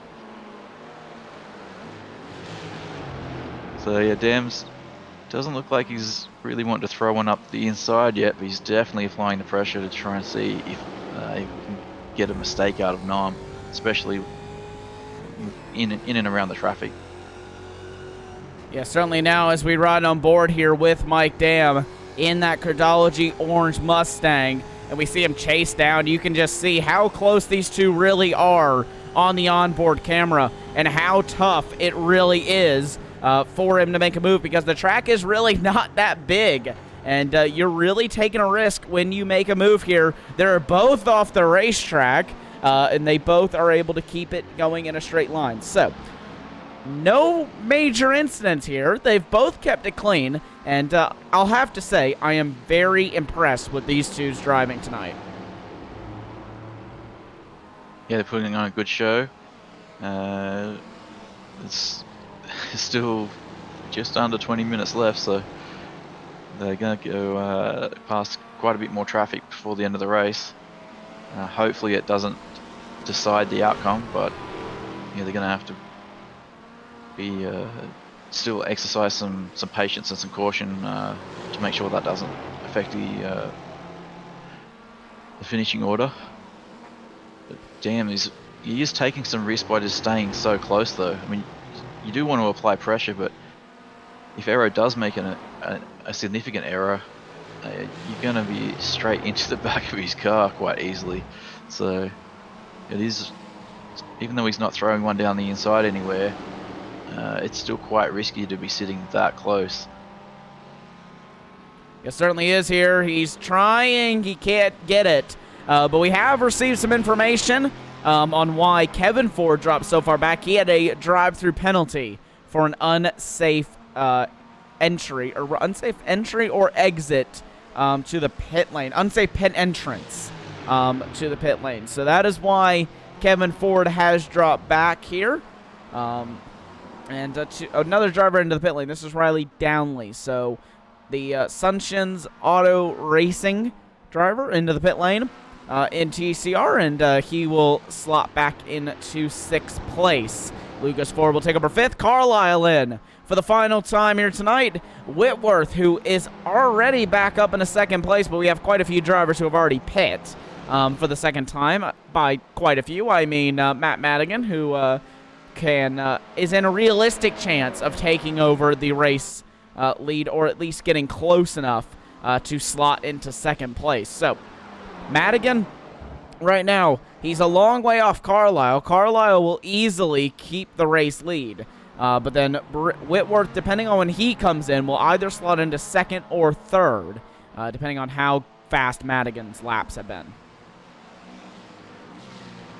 Yeah, while we're watching that battle in the GS class, Hartley did come in for his stop, and he's around 3 seconds back on Allen as well. So you can see just at the back behind these TCRs that are making their way through there now. So he actually has closed a few tenths because of that traffic. So P2 may not be decided in the MX-5s just yet. Alison Drini's got a 6.5 second gap out front, so as long as he plays it quite safe with the faster cars coming through, he should have a comfortable finish to the race. But as we've seen, anything can happen.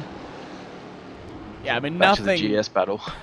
Especially this series, I mean, nothing is decided until the checkered flag flies. And there is there's no easy wins here, and there's really no, I'm going to say, safe wins either. Now, while a driver like Alessandrini, I mean, he's 6 seconds on the lead. Like, he's got the race near one. He's just got to continue it and get it to the end. But there's so many things that can go wrong, and there's so many things that we have seen go wrong in such short periods of time. I mean, we saw Robert Hartley 2 seasons ago at Mid-Ohio throw a race win away in the final corner of the final lap. It's not over until you cross that checkered flag, and that's what makes this racing just so incredible. Yeah, Whitworth's in the lane. Looks like Violet's going to go through, and Madigan may very well come through as well. And now that we have a little bit of downtime here, we will jump to our second nonstop ad break here tonight on Apex Racing TV. When we come back, we'll have the final 10 minutes of the Brands Hatch of round 4 here of the Ricmotech Sports Car Series live from Brands Hatch. Don't go anywhere.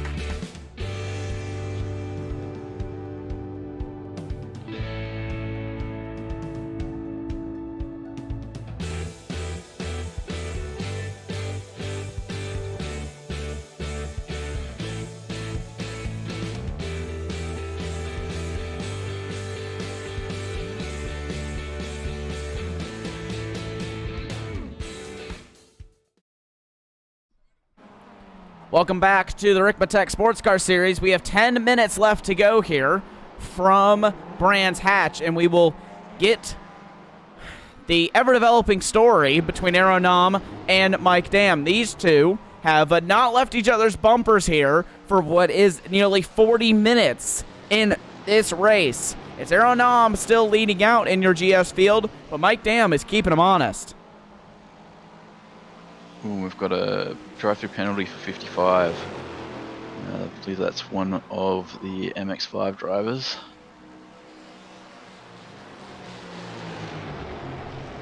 Just trying to see who that is. Oh, there's a contact! Oh. Nom and Dam! Dam tried around the outside. Aeronom had to defend on the inside. There was contact, and Mike Dam ended up out in the grass. We'll see if Race Control wants to take a look at that one or if they just leave it up as a racing incident. But Aeronom maintains the race lead. Mike Dam really sent it there around the outside. He's getting a bit impatient now.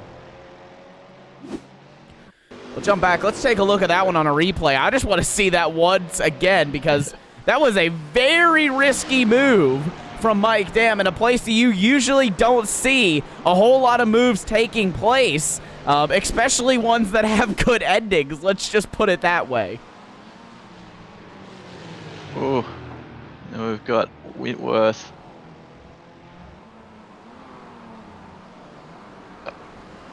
Oh, that's very, very awkward there. Luckily, the digital driver just kept it off the tyres. We've got MX-5 traffic in here as well, so yeah, the last 10 minutes and everything is happening. This is multi-class racing at its finest, isn't it? I mean, these guys really are going at it within class battles while you've got a faster car coming up on you and you're lapping a slower car. So this is what the multi-class really does have to offer, and it really has just such an amazing feel to it. You can see here Kevin Martineau and Kevin Ford. Ford's into the pit lane. Oh, he's hit the wall. That's concrete, or that's a steel barrier there. Nearly gets collected by another Mustang, but he resets back to the pit. So good on Kevin Ford there to get out of the way of the other drivers. Let them continue on with their battle, because the leaders of your GS field were just about to come through here. So you can see Aeronom and Mike Dam. They are now separated by just over 0.4 of a second. So the traffic comes, and it's like a slinky, really. I mean, they kind of extend, and they come back. Then they extend again, then they come back again. I think they just scared Hartley off the track there for a moment. He did not really have anywhere else to go, so he keeps it together. Definitely don't want to throw away a podium this late in the race if you can avoid it, so we're glad that didn't end up in contact. And especially with how close this championship has been. I mean, they've really been close in the MX-5s. There's been a variety of leaders thus far. Elvis Rankin, the only driver to take 2 wins thus far in the championship. So, but other than that, though, there has been, I mean, it's really just going to be a close championship is what I'm trying to say, if I can speak English. It's going to be a close championship in your ST field. And any points that you can get are going to be crucial, because Elvis Rankin has had a abysmal night thus far. He's down in 14th place after connection issues on the start there. So he's had a bad night. This is your opportunity to capitalize and gain those extra crucial points. Oh, we can see Dam, he's pushing hard here to try and close his gap back down to Aeronom. He's really getting out of shape on the corner exits, using all the track. It's working for him though. He has been able to close it down a little bit again now. And he's probably just within draft. Yeah, head down into Clark. And he's going to try and take all the draft that he can get down the straight here, I would imagine. He doesn't quite pull out as wide as Aero, but manages to close the gap a little bit. Now, Mr. Rankin was in the pit stop for his final stop as we checked in then on race leader GJ Allison Treaty. That was contact then between Oh, and Mike Dam nearly loses it. He nearly spins it then at the exit of Druids. Oh, and then he makes contact with a 29 MX-5. 29 MX-5 into the wall. Mike Dam, 2 terrible corners, and this may have just cost him the lead of the race. He held back for so long, but then he made 2 crucial errors and nearly took himself out and did take out another car. Yeah, that's kind of what we were saying before about just making sure you keep it clean. That last portion of the race, you have to see it so many times in multi-class racing where things look like they've settled down, and then there's always drama right in the final portion of the race. I think what started that was they came up into Druids with all the traffic ahead, and there was contact with Aero Nam into Alessandrini. Dam got caught out a little bit. He had to go offline, and then at the end of the race here, there's a lot of dirt and marbles offline. And then I think that just caught him out when he went around the exit, like we saw from one of the other Mustang drivers earlier in the race. But that offline dirt will be much more pronounced now at the end of the race. And he lost traction there, and then just trying to make up ground after that error. Yeah, certainly will be. And it'll be interesting to see, though, whether race control actually decides to act on Mike Dam and give him a drive-through penalty or some sort of a penalty for that contact, because that was quite significant contact, which resulted in a car going around. So usually we see race control act on those sorts of things. And if they do, then there could be some major consequences. That there you go. There is the message at the bottom of the screen. The incident's under review. So yeah, I believe the message at the bottom was no further action. So if that's the case, Mike can breathe a sigh of relief.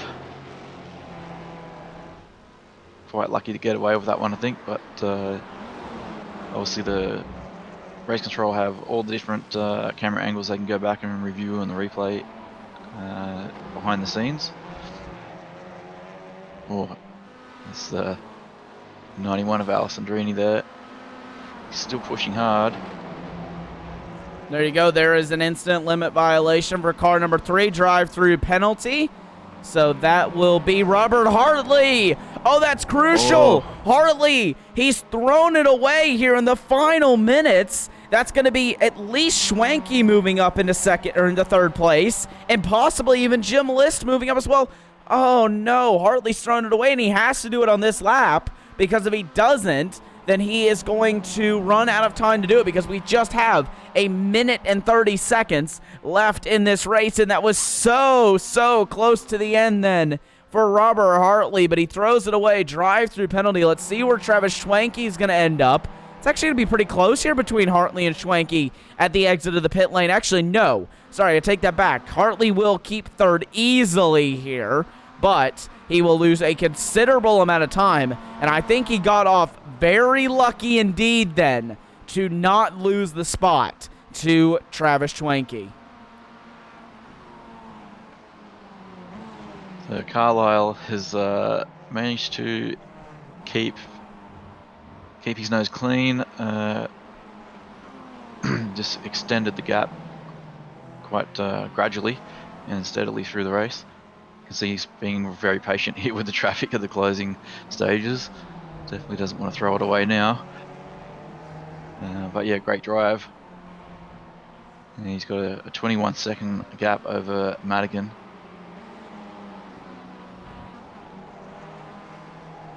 He does, and I believe he actually just started his final lap there, did Kevin Carlisle. So he won't have all that much time left to go in this race. And I believe he's coming down to the checkered flag this time by. You can see Tyler Shiflett dropping a little bit off and into the dirt there. Jim List and Jason Bosse, though, this is the battle for 5th place in your MX-5s. They're going at it here. They're going to try it. And Bosse is going to try it around the outside. He's not going to be able to do it, though, I think. That's a very difficult corner as Hawthorne's Bend. They make contact, though, and Bosse definitely not going to be able to do it that time. List defends, but I wouldn't be surprised if race control has a look at that post-race and possibly has a little bit of a slap on the wrist there for Jim List.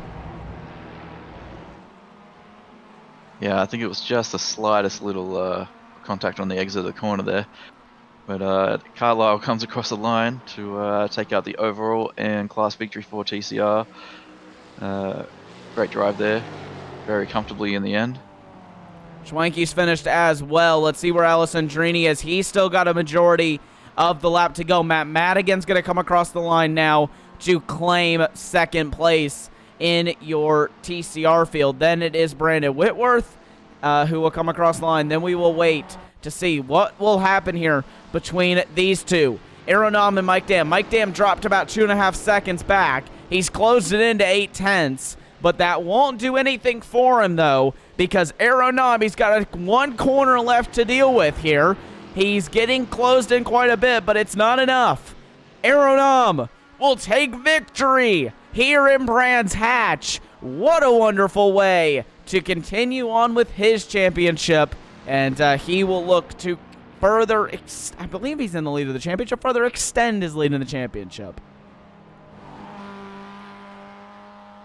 Alessandrini rounds the final corner as well, just 3 seconds ahead of John Allen. So Alessandrini wins in the MX-5, and John Allen will be down in second place. Then it's Robert Hartley, who we wait to come around. And oh, I think Robert Hartley's out of fuel. I think that Robert Hartley's out of fuel, but because everyone behind him has finished, he doesn't have to worry about it.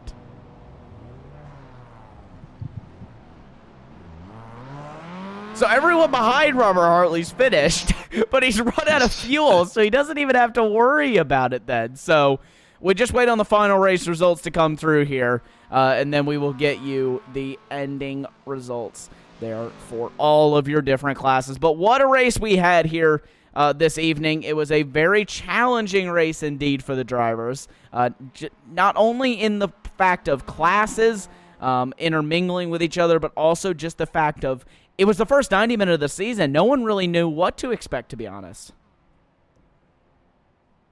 Yeah, definitely a great show put on by everyone. This Aeronam, what can we say? In the GS class, he used the strategy to gain the track position.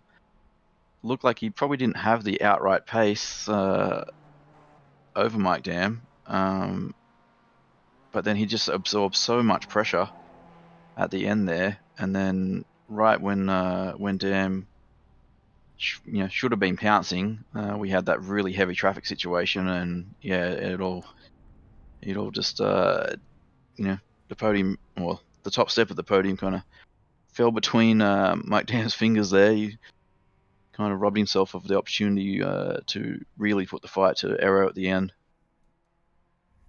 Yeah, he really did. And now, final results are up on your screen. Kevin Carlisle takes the win for Apex Racing Team. Matt Madigan will come home in second. Brandon Whitworth third. Eric Violet in fourth. And it'll be Riley Downey in fifth. Lucas Ford will round out your finishers of your TCR class. Then it's Aeronom taking a victory in GS, followed by Mike Dam. Tyler Shiflett rounds out your top three. Then it's Jeff Jacobs and Kevin Martineau. That will be your finishers, at least that were within relative closeness to your race leader. Then it's DJ Alessandrini taking the win in MX-5. What a race it was for him. He finishes by just over 3 seconds ahead of John Allen. Robert Hartley finishes third. Travis Schwanke in fourth. Jim List fifth. Jason Boss will finish in sixth in your MX-5s. Then it's Steve Daniel in 18th overall. Then Jordy Fike, Greg Mack, David Payton, Evan Wood, Nicholas March. I'm not even going to try to pronounce the last name. Brendan Huron, Derek Holland, Elvis Rankin, Michael Key, Kevin Ford, who had some very unfortunate incidents later on in the race. Then it's to be Patrick Prevenos, Oliver Hartley, Greg Brockway. Those people are many of laps down from your race leader. That will be your not finishers then. Chris Thormond in that list as well. Russ Ruddock, Mike Taylor, Jeff Applegren will round out your 35-car grid here from Brands Hatch. So, we had a very interesting race indeed all the way through that one, Brad, and we already have Kevin Carlisle. You're stood alongside him. Hi, Kevin. Welcome to the Apex booth, and a great drive out there. I appreciate it. First 90-minute race of the season, and what was it like from your perspective with the traffic out there? Yeah, the traffic was pretty heavy, but I just took it corner by corner, car by car, to try to stay as patient as possible. They have it on us pretty good in the drivers' meeting. The patience, patience, patience. It's a pretty tight track, so I just took it corner by corner until I sliced my way through. And it looked like there was a few different strategies with the stops, with people perhaps taking a shorter or longer fuel earlier in the race to try and gain track position or to get themselves out in clean air. Did you sort of go into the race with a plan and stick to it, or did you adjust that on the fly? Yeah, I pretty much had a plan going into it. I knew I'd probably having the freshest tires possible towards the middle of the race because I really didn't want to have to like sprint to a finish. I wanted to kind of cruise.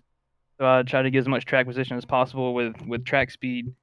So I took tires early and max fuel, and then just short pitted the last bit of it just to get the speed on the track because I didn't want to have to play catch up off of pit road. And how would the V7 tires here at Brands Hatch? It is a track that usually punishes the left-hand side of the car quite hard. Is that was that something you noticed in the balance of the car, or was it pretty even across the car? It's definitely noticeable in the left front. It's a lot of right hand turns, really high speed. So you gotta be really patient on throttle with these front wheel drive cars. If not, you'll just light the tires up, and then tires will be dead before you know it. It's kind of like a 3 lap rule before the tires really come in, and then you gotta like get 8 to 10 laps of life in them, and then they just start dying. So you gotta really be patient on throttle, patient with your steering inputs, and just keep the car under you, or you'll kill the tires. Well, once again, congratulations on taking out the overall and TCR class victory. Is there anyone you'd like to give a shout out to before we let you go? Yeah, special thanks to everybody at Apex Racing Team, SDK Gaming, Computers, PC Systems. Everybody at Apex is really awesome, really great group of guys. And special thanks to NerdWorks team, Jeff Applegren and Matt Madigan. We worked really hard in practice this week and beat on each other all through the practices. And special thanks to Extreme Motorsport 99 Ricmotech series. It's a great series. And thanks to you guys at Apex Racing TV. No problem, Kevin, and we look forward to seeing you out there again next time. You guys, see ya. Cheers. And that was Kevin Carlisle. Now, we bring in Arrow Nom. Arrow. That was an interesting race from you, to say the least. I mean, there was a time during that one where I think me and both Brad together were kind of wondering if you had really messed up the strategy, but like always, you're the strategy wizard of the series. You come out and you pull out another perfect strategy. I mean, talk us through that race.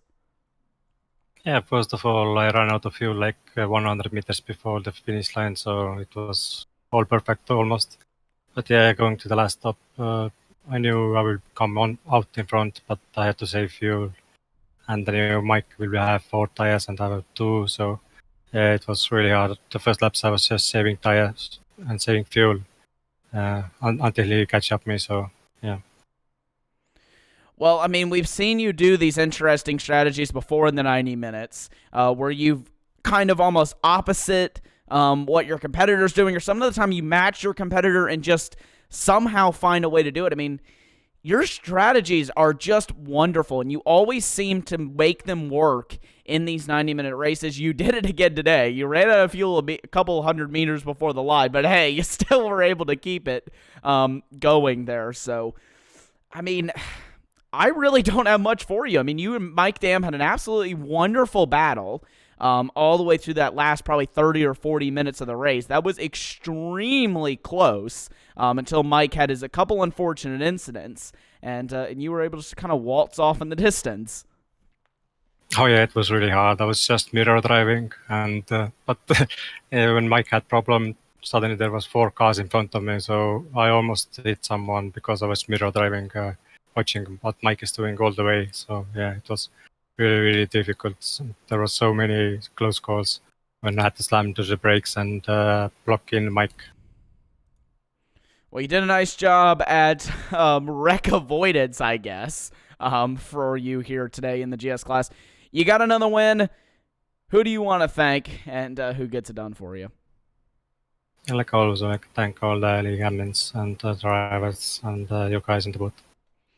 Well, congratulations once again, Arrow, on another win in the GS class. We hope to speak with you in about a week's time here. Thanks, guys. And now that was Arrow Num. DJ Alessandrini will conclude our interviews tonight. Brad, you are stood alongside him. Welcome to the booth, DJ, and congratulations on a well-earned victory out there today. Very eventful race. What were the highlights for you? Honestly, I kind of just drove around. I mean, it got a little weird at the lap 50 at the end, when one of the Miata drivers looked a little lost and stacked up a TCR car, and then I had the Mustang leaders behind me. So I don't know if you guys got that on stream, but I got rear-ended, and then that Miata driver basically ended the Mustang battle. So that was unfortunate. I thought I was going to be able to watch that as they were driving off into the distance. But I just had a very specific tire strategy with the Miata and just did that and just tried to do clean laps and have the traffic affect me as little as possible. And yeah, it seems like it worked out. They were catching me, but I knew their tires would start falling off just because they fall off after about 15-ish minutes. So I knew they were going to start falling off. So they're going to be catching me slower and slower. And yeah, it was just I had a plan and I executed it, and it feels good to do that. Yeah, we definitely caught that busy moment at Druids there towards the end. Just earlier in the race, it looked like Alan may have had something for you. He's sticking quite close there, and then it kind of ebb and flow a little bit through the traffic. Looked like there was perhaps a couple of small little errors creeping in a couple of times when Alan was trying to apply the pressure. Just not big ones, just running a little wide on the exits, things like that sometimes. But were you sort of aware of where he was placing the car? Because it looked like there was some different lines between you guys, particularly at Druids. I'm not entirely sure where Druids is, but I mean, I was pushing hard the entire race. I had 21 incident points to play with before I got a penalty, and I just was aggressive the entire race. So if you guys had the camera on me the entire race, you'd have seen me run wide a couple times. But it's a Miata; it can handle the grass. Everything's okay. And yeah, when you're pushing, sometimes the car catches the curb a little weird, kind of gets sent off in a direction. You just gather it up and keep going. That's just kind of how it works. Just part of racing. Yeah, well, it's definitely part of racing around here at Brands Hatch with very, very little room for errors once you go beyond the curbs. Right, So, very, very tough track. It's one of my favorites. I really enjoy the flow of this track, especially after the back straight. yeah, it's just those the right-hand corners up top of the hill there is very rewarding getting that line right. Right. The slipstream early on the race did seem to play a part a little bit. There was a train of 5 of you guys that stick quite close for the first portion. Then looks like the traffic helped to break that up a bit once the TCR leaders started to come through.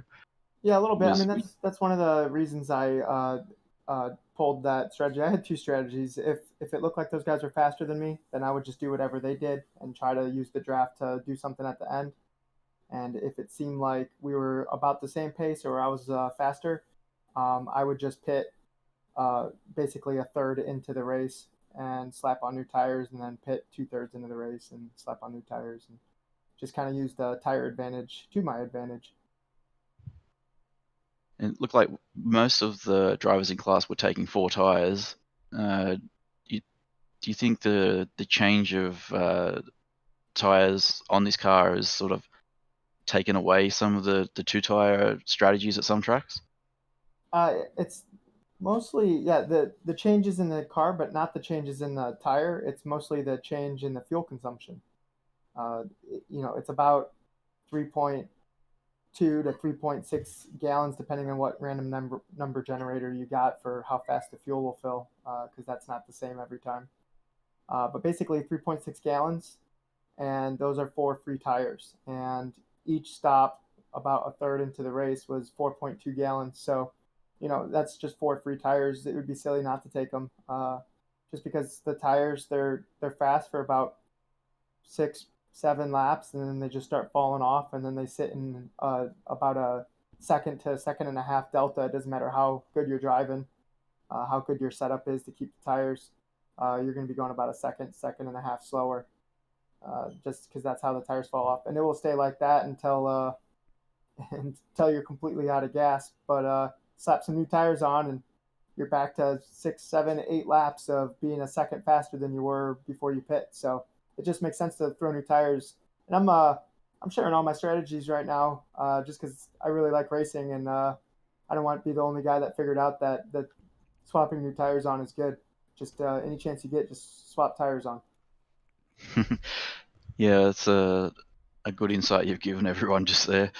Obviously, the extra bit of power that the car has been given this season's going to use up a bit more of that fuel. So I haven't driven much of the Mazda this season myself, so I'll have to get out there and experience it. But yeah, it drives most like a car than anything in this sim right now. It's so real how the way it moves across the track. Like, that's what cars do. Well, once again, congratulations for the job out there today. And who would you like to thank for we wrap things up? I'd like to thank my fiance Christine, just for kind of putting up with me. I don't know why she's sticking around, but she's pretty rad. She's over there laughing in the corner. So yeah, she gets all the thanks for tonight. Nobody else. Okay, that's fair. Probably well played with Valentine's Day not far away. Oh yeah, this race is dedicated to her for Valentine's Day. Thanks for that reminder there. You just bailed me out. Congratulations, and we look forward to seeing you out there again next time. All right, thanks guys. Talk to you later. See ya. And that was DJ Alessandrini. And with that, I think that's pretty much all we have left here from Brands Hatch. Brad, what are your final thoughts? I know you've just done a ton of talking, but actually, I'll just go ahead and share my final thoughts here. Then I'll let you catch your breath a little bit after that interview. So, yeah, we saw incredible action today all the way through the field at every single class. There was times of really high where there was a ton of action, and then we kind of hit those low points. But we always do that in a 90-minute race. But it seemed to be that every class was kind of having their high points at the times where the other classes were having some low points. So it always made for some great action to try and follow here in the Ricmotech Sports Car Series. We'll be back at the exact same time next week at 8:30 p.m. Eastern Time for the 5th round of the Ricmotech Sports Car Series. We'll be back in a 60-minute format. But, Brad, your final thoughts just before we wrap it up. Yeah, fantastic race. Obviously, I've been away from the series for a little while since last season, so it's great to come back on board and help out while Jonathan was away. And, yeah, I think the class mix that they've got this season is working to provide some fantastic racing, just like we saw tonight. Yeah, certainly is indeed. And with that, we will close out this broadcast here from Brands Hatch. Tune in next week, like I said, for the next round of the series, where we're sure to have some incredible action there as well. From myself, Tyler Maxson, and from Brad Clank and all of us here at Apex Racing TV, we'll see you next time.